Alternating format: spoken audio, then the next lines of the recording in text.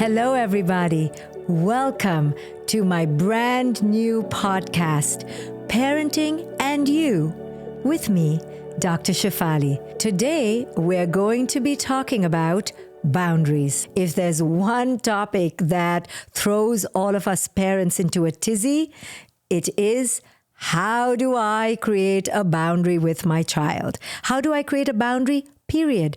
Many of us go all over the place when it comes to boundaries. Some of us go really strict and overdo our boundaries, and we come across as rigid and tough and too hard with our children.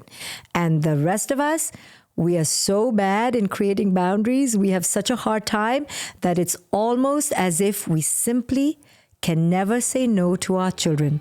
Coming up next, I'm going to be helping a parent who is struggling with her son because all he eats is junk food. So many questions around boundaries. All of us humans have an issue with boundaries to some degree or the other. This is exactly what our next guest is experiencing. We're going to meet with Ananya, who is experiencing some troubles with her 4-year-old, particularly around food.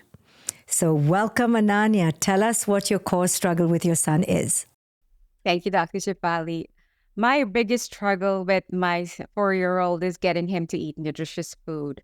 He's very strong-willed, and if he decides to do something, he will make sure he does it, but it's the same with if he doesn't decide to do something. We, as a family, we try to eat all the healthy foods that we can. It's not always 100% perfect, but we try to eat as much healthy food as we can. But he only eats, not only, but most of the time he'll eat processed food and foods that he thinks are good.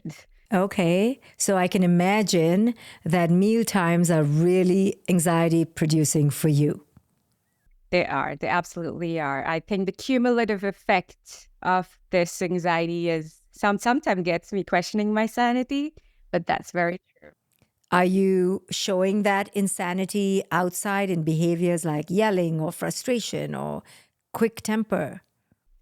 No, especially when he's around me, I try to control. I mean, you've done a great job of telling us about how to regulate ourselves as parents first, and I think I've taken that very, very personally, and I try to incorporate that as much as possible. But I think the effect it has on me is just anxiety and loneliness and just this manic episodes of looking up things online to see, how can I substitute a food, or what bad effects does this food have?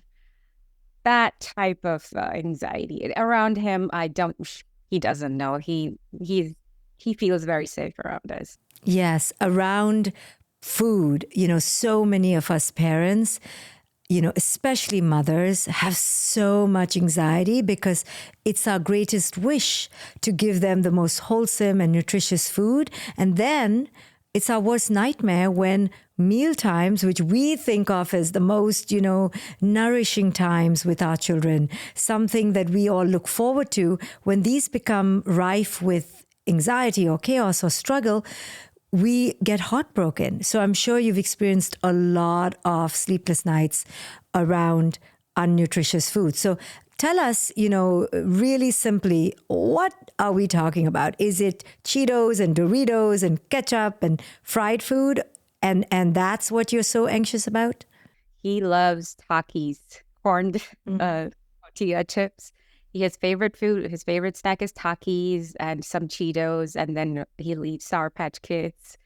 Just anything that's like really spicy and stimulating. The other fruits and veggies, not so much. And I can imagine this becomes such a cycle, right? And this is what most of us parents experience. It's not that we are negligent parents. On the contrary, you show up to me as somebody who's super conscientious. So you must be thinking, my goodness, I'm in my worst nightmare. How did this happen? Because it's a cycle, right? So you're like, okay, today I'm not going to give in And this is true for all sorts of negative things in our children's lives, too much TV, too many screens, or junk food. So you're like, today I'm not going to give in. But then you don't give in. And because food in particular is so physiological, then your kid is really hungry, then they're hangry, then they're frustrated and throwing a tantrum, then you panic even more, and then you just give in to them and you give them the Doritos. Now you've started the cycle another day, right? It's like this constant hamster wheel. Very true. You described it perfectly. That is really what it is. And there are days when I'll make up my mind, okay, no more Takis. You're gonna have to eat that. And then he's also stubborn. He's like, I'm not eating that. And then I wait, he waits. And eventually I'm like, okay, he doesn't have any energy. He has to eat something and maybe have speech therapy that day. So we're going to have to get some energy to get into the car and do our session. So I'll cave in. I'm like, okay, here you go. I know you're trying to be such a good mother, but you are part of this dysfunctional cycle that is your worst nightmare. And that's what I want every listener out there to relate to. Despite our best intentions, we ourselves become our worst enemies because we cannot hold the boundary. So let's break down that moment. So your son is panicking, he's tantruming, he's got a headache. You can see the poor child is struggling. And then something happens inside Ananya at a feeling level. So let's go. At the feeling level, you feel all sorts of feelings. What are they? Biggest ones, I think, despair, helplessness, anxiety, and then this really, really long projection of the future. Like, oh my God, what's going to happen 5 years down the road, 10 years down the road? Is he going to live his entire life eating Takis and Sour Patch Kids? Like, and then there are really, really intrusive thoughts. And I don't use the word hate, but I really hate intrusive thoughts. Like, oh, what if there's an illness? What are we going to do? Because I spend a lot of time researching foods, and there is research out there where that says processed food does cause a lot of diseases. It's really helplessness and despair and anxiety. Okay, so then you experience those and then you jump into action. That's what happens to us, right? When the feelings get so unbearable, then we reach out for the quote unquote substitute, the proxy, the drug, the substance. In your case, what do you do? I've tried replacing, let's say we're talking about Takis, like let's see if he can eat whole grain chips. It's still the same texture. It's crunchy. It's not as spicy. It doesn't have the dyes, the colored dyes. Let's see if he wants them. So I would try to like, hey, here you go. Sometimes it works. He does get curious when he sees something new. He'll try it out and then he realizes it's nowhere close to what he's used to enjoying. And then he's like, I don't want that anymore. Yeah, I understand. So when he says no and he protests, then something happens to Ananya. And what is that? It's like, he's won this round as well. I guess so 1 for my son and 0 for mom. Yep. And then the cycle of you feeling so much like a failure and hopeless feeds into your mood. And I know you told our producers that you've been struggling with this low-level anxiety and kind of depressed mood. Can you speak to that for a moment? Yeah, I definitely can. I do believe that kids, especially his age, absorbs like the energy like sponges. So if I'm not feeling 100%, I can see that it does affect his mood as well to some extent. So I try to keep myself as happy and cheerful and joyful as possible in front of him. But in the background, I have all these, tabs running where I'm like, am I just gaslighting myself into thinking I'm a great mom because I am catering to all of his needs and all of his whims and fancies, but it might not be the most beneficial thing for my son. He still has to understand that eventually he will have to eat like most of us do. And this is how your issue is going to relate to so many parents. So I really thank you for being brave.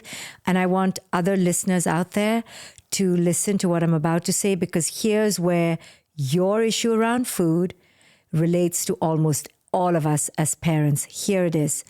When our children get on a dysfunctional, almost addictive modality, be it with food, be it with, video games or screens or TikTok, it doesn't matter what the outside addiction is.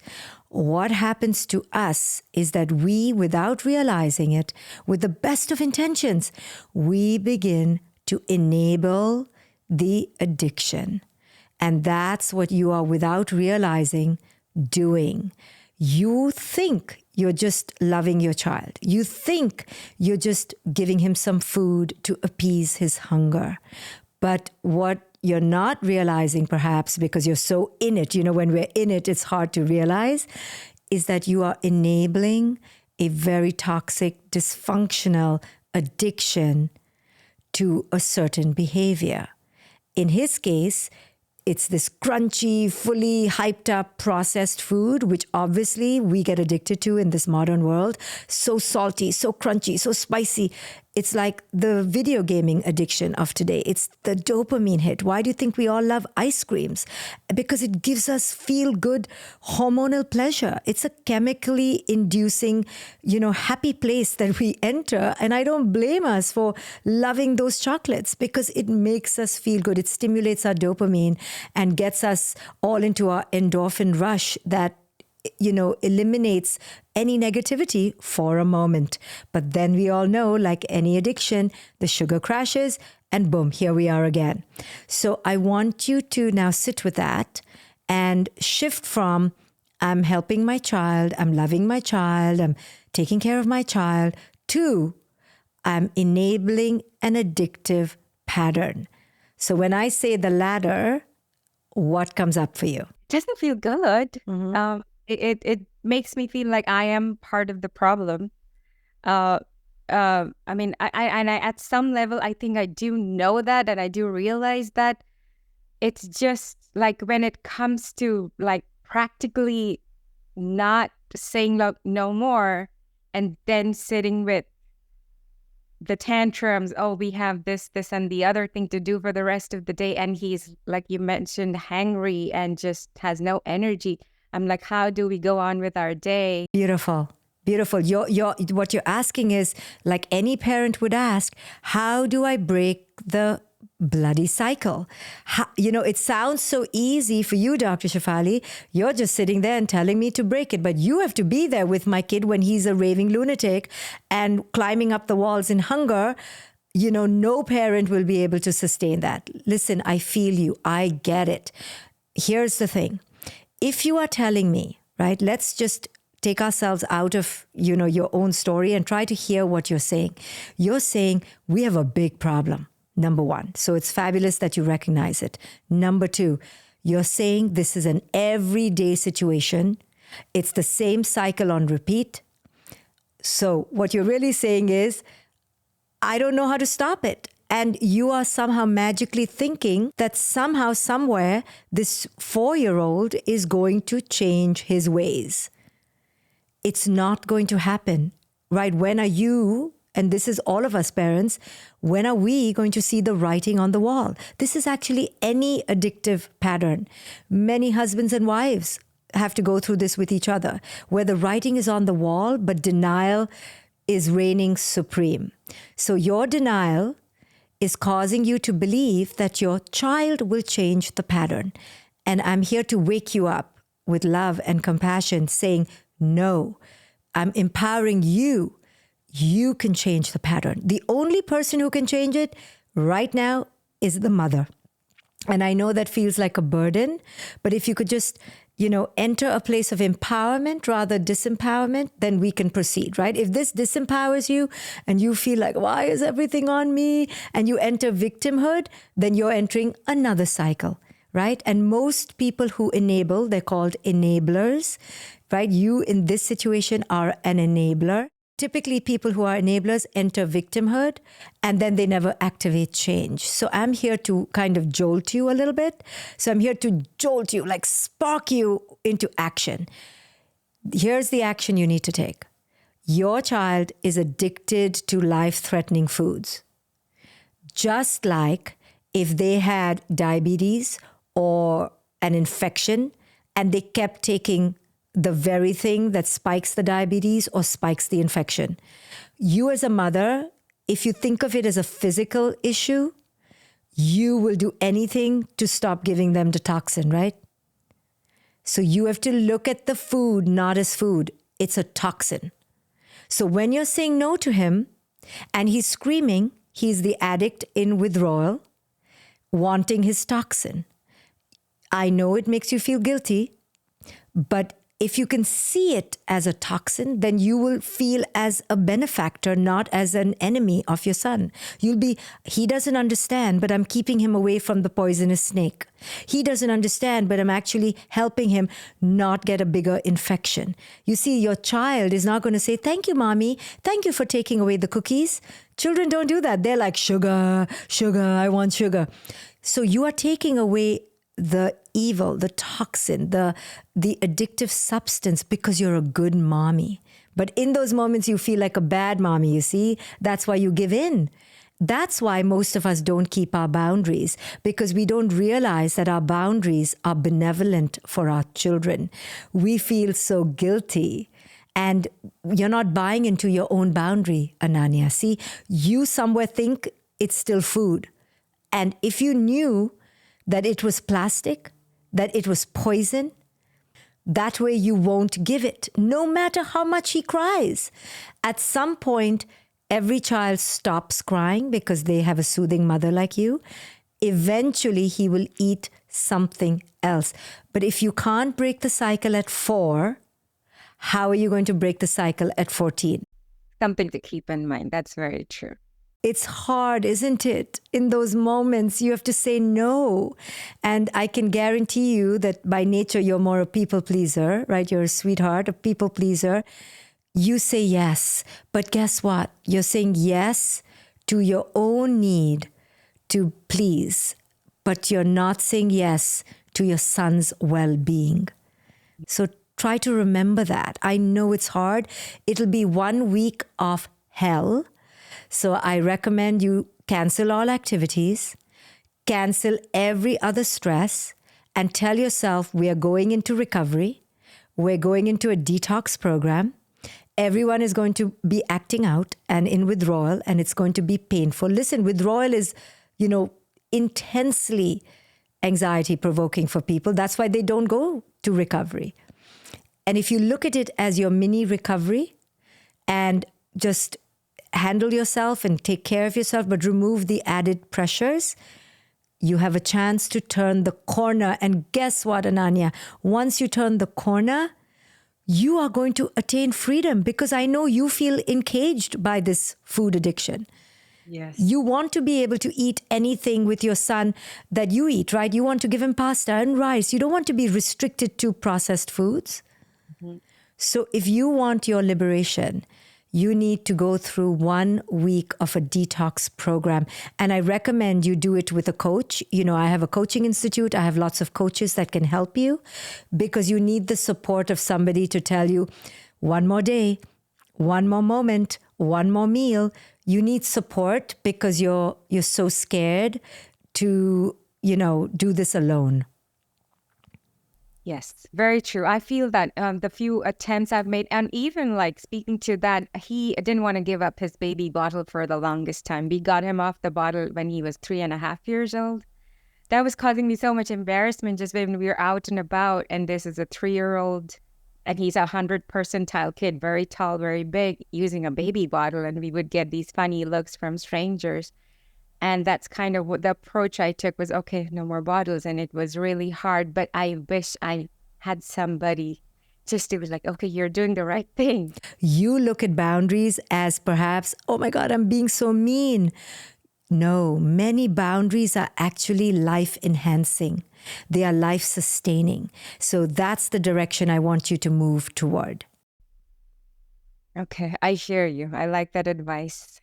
Okay. I definitely will look into getting some help with that regard. I think I do need it. Yes. Yeah. Call my office. It's on my website, and we will help you find a coach. Thank you so much. Thank you, Ananya. Listen, boundaries are just something most of us can't get our head around in any relationship. It's really hard to erect a boundary that feels loving, that feels nurturing. For most of the time, we feel as if our boundaries are creating a disconnection and creating further conflict. So, how does one create a boundary that is life enhancing and connection enhancing? Well, that's what Ananya was struggling with, wasn't she? I always tell my clients that boundaries have little to do with the external world and have all to do with our own relationship to our limits from within. Boundaries are an expression of what we allow as acceptable or not. They have nothing to do with the other person. So if we don't want our home to be filled with cookies, then we don't tell our children to stop eating them. Guess what we do? We erect boundaries around buying the cookies and bringing them into the house. So in that way, when we don't allow the cookies to come into the house and we create that boundary, then our children are absolved of their participation. See, true boundaries do not depend on the participation of others. They have all to do with our own ability to set limits for ourselves and execute them. Joining me next is a mother who is struggling with her son because she says he's not motivated and she just doesn't know what to do. So many parents come to me frustrated because they see in their child a greater potential than their child is exhibiting.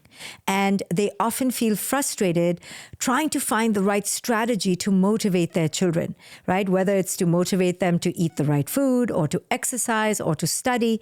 Many of us parents struggle with trying to get our children to do more, to be better, because we see in them something that they often don't see in themselves. This is what Melissa is struggling with her 13-year-old son. Welcome, Melissa. Thank you, Dr. Shefali. Yes, I have a wonderful 13-year-old son who, by all accounts, is just a great kiddo. He is really kind and caring. He is highly sensitive and deeply feeling. But at times, I do feel that he really lacks that motivation and that kind of inner ambition to want to really what I kind of see as a life skill is being able to persevere and work hard through challenges.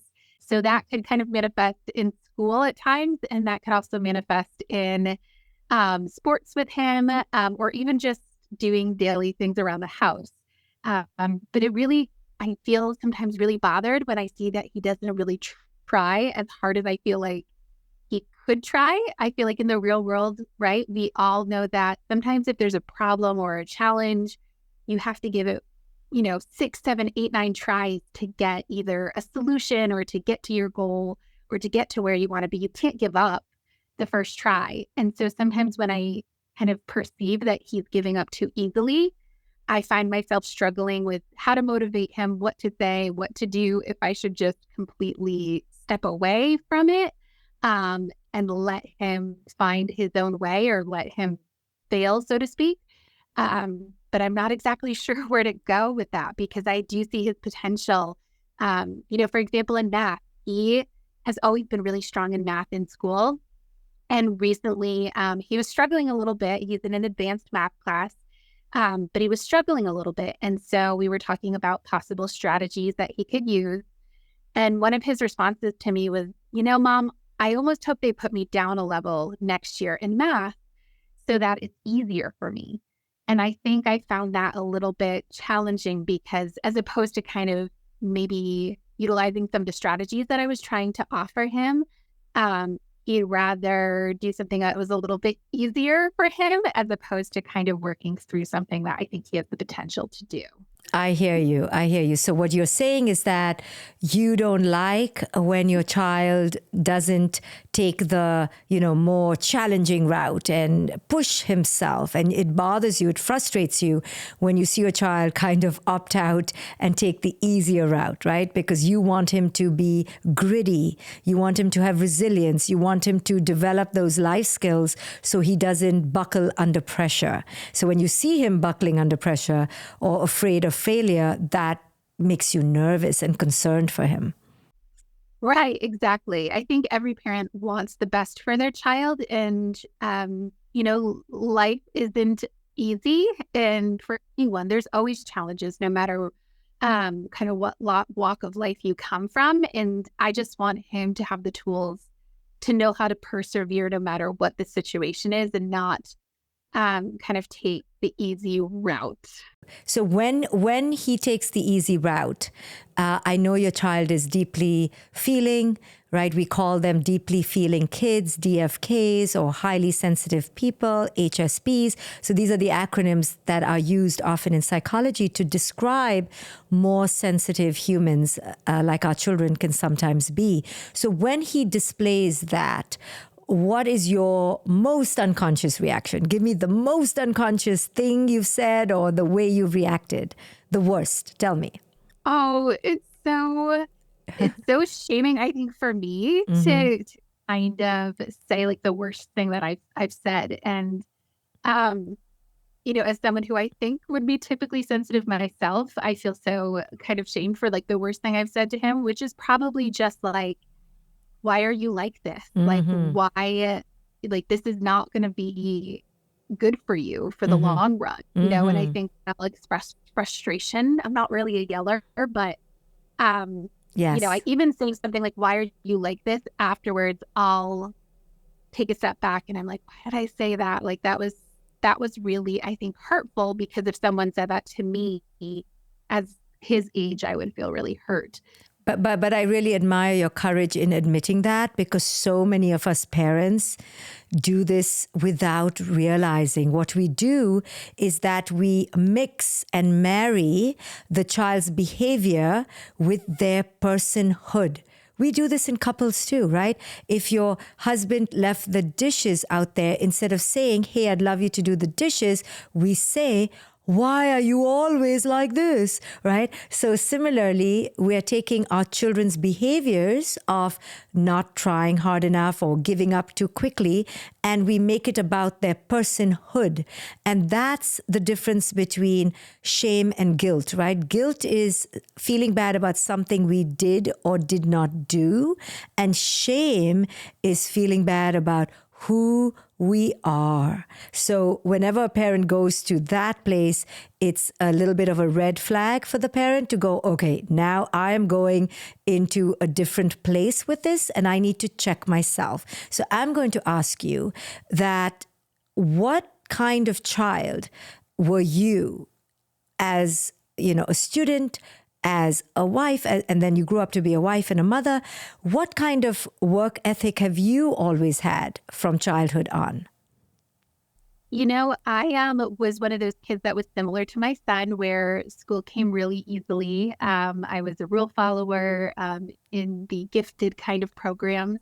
And then as I got older, my ADHD really got more severe. And so I really struggled in school. And as a female, I think it went undiagnosed for a very long time, really until I was college age. So I think those high school, middle school years were really challenging for me, because I did internalize a lot of shame about, oh, maybe I'm not smart. Maybe I am lazy. Maybe I am just flighty. Kind of these messages that I get, from people that were like, I know you're smart. Why aren't you doing this? Do you see the pattern repeating itself? Yeah. Oh, that hurts. That was it. I mean, I literally heard you saying to me that people said to you the same things you say to your son. Like, you're so smart. Why aren't you trying hard enough? It's such a pity. You're so smart. There's got to be something wrong with you. Why aren't you doing better? Yeah. And I really don't want to kind of have him And I think we do talk about that sometimes where I'm like, I don't want you to think that you're not capable of this because I know that you are. Sometimes we just need to find other strategies. And I think sometimes I am more intense on the grades because I wish almost my parents were more involved in my grades because um, instead of seeing it as kind of like just a personal failing. So I feel like I am so intensely like, no, let's find another strategy. If this isn't working for you, then let's try something else. Here's the thing. You think that you're giving your child strategies, and this is for every parent out there listening. We think we are giving them strategies, that we are motivating them, that we're building them up.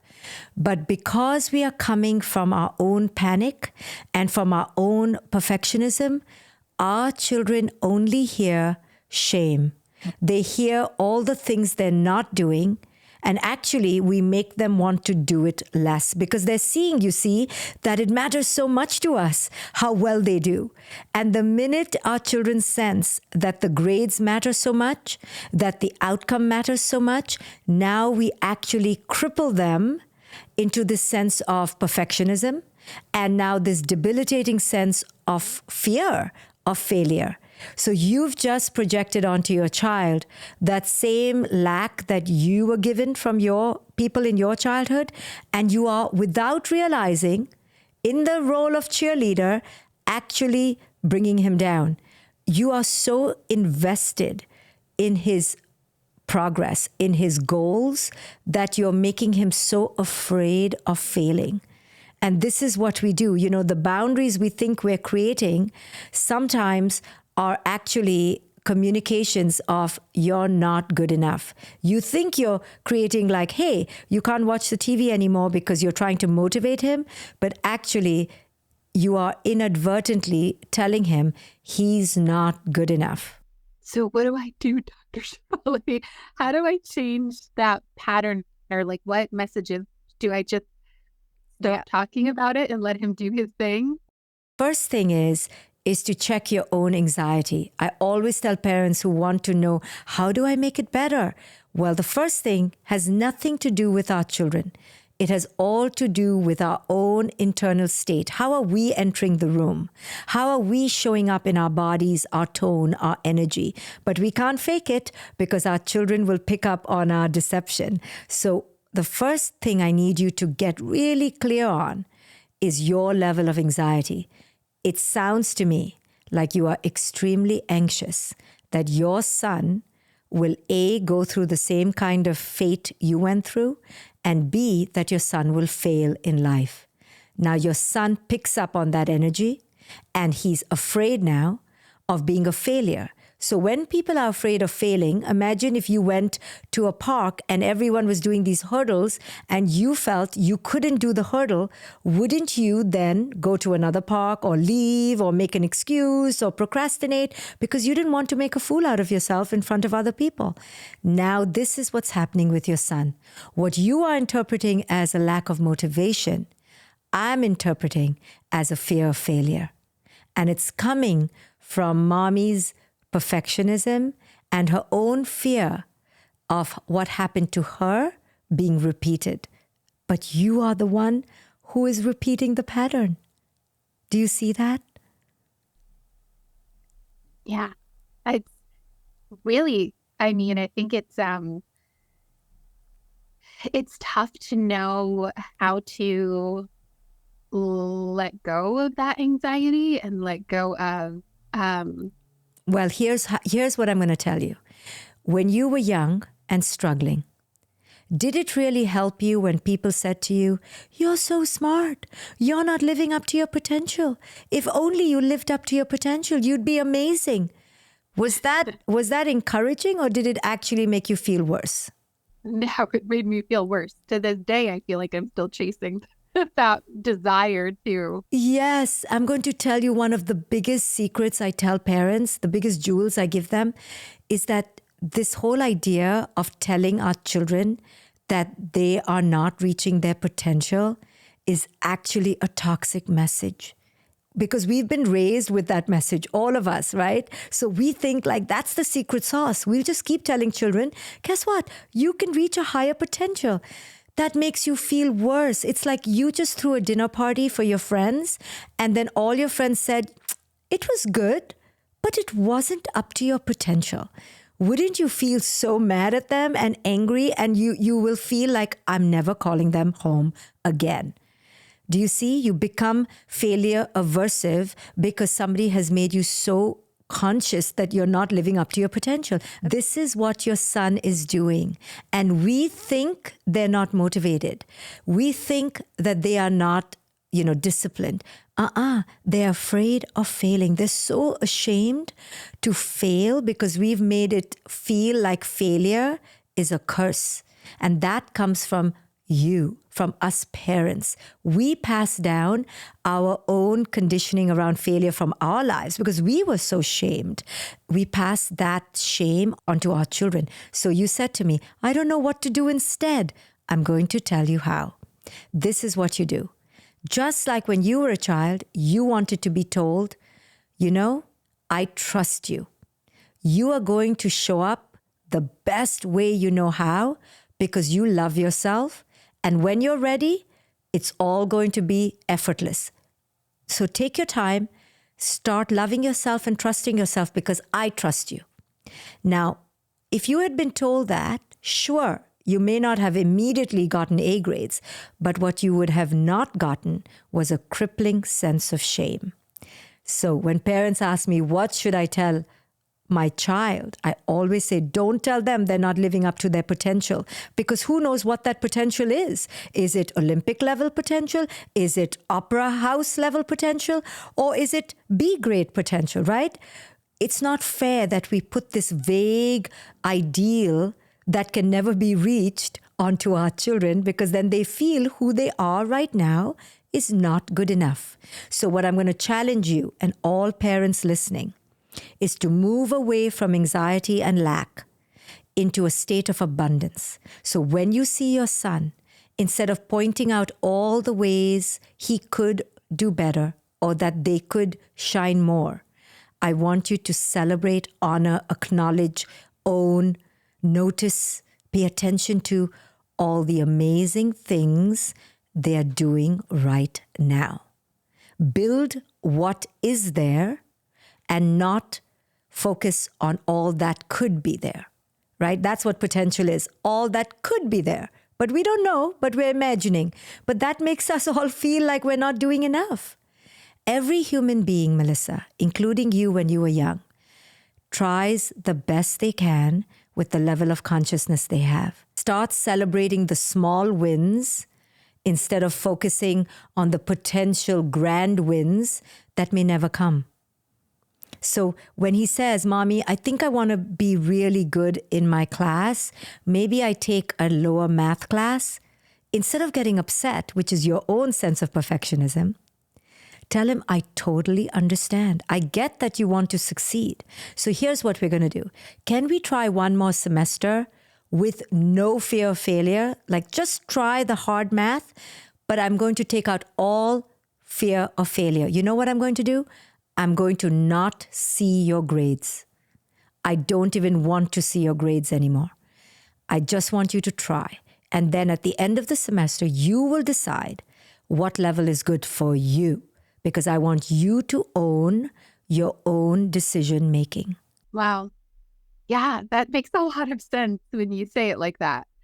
I think I can do that. It actually makes me excited to kind of go home and start seeing what I can do to notice the positive in him, because there is a lot of positive there. And you're right. I think a lot of my own anxiety and my own just experience is probably, projecting onto him. And I think just kind of being aware of that is really a big piece of the puzzle. Yes. You're projecting so much, and we forget that our children are not mini me's, right? They're not mini Melissas. They need to unfold in the way that feels authentic to them.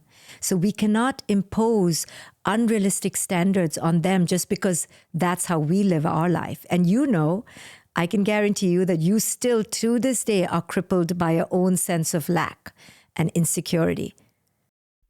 Yeah, I think that that's the part where I'm like, is this something where, I don't know, like, do you find that a lot of parents need to work out their own stuff, I guess, so to speak, to have a better relationship with their kids? Yes. And I think that we do it in tandem with our children. You don't have to have been perfect before becoming a parent, but as these struggles come up, like this one with your son, now you have a little insight into your co-creation, how you've been kind of meddling with the process and contaminating it by your own childhood trauma. So this is all about an evolution. It's not about a perfect destination, and you are on your way. Just remember, and this is for every listener out there, when we communicate with our loved ones, we can choose to focus on what is not there, but that message will always be crippling and disempowering, or we can choose to focus on the abundance of what is there, and that is always more empowering. So thank you so much for joining me, Melissa. Thank you, Dr. Shefali. I really appreciate it. Thank you for taking the time. As it happens with so many of us parents, our own anxieties from our past, perhaps as students in school where we were shamed into not performing well enough, not achieving well enough, we often project those feelings onto our children.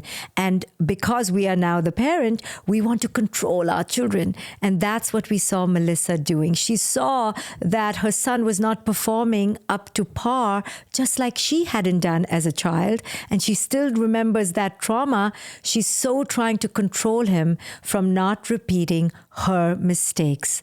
But as we need to learn in conscious parenting, our children are not mini reflections of who we are. They are children who are autonomous beings of their own making. And when we liberate our children and trust them to follow their own knowing, we actually allow them to be more empowered instead of less. As we heard in both the stories today, when our parental anxieties consume us, they often cause us to disconnect from our children. And this is what this podcast is dedicated toward helping parents all across the globe connect better to their children by first connecting to themselves. So if you're a parent listening and you would love to be on this podcast, every episode is going to have different parents here who I help with their real life struggles. So if you're someone looking to be on this podcast, we would love to help you. Go to my website, drshefali.com, and click on the podcast button. Please subscribe, share it with those you love, and I'll see you next time on Parenting and You with me, Dr. Shefali. Parenting and You with Dr. Shefali is for educational and informational purposes only. It is not intended as a substitute for professional medical, psychological, psychotherapeutic, coaching, healthcare, or other qualified professional advice, diagnosis, or treatment.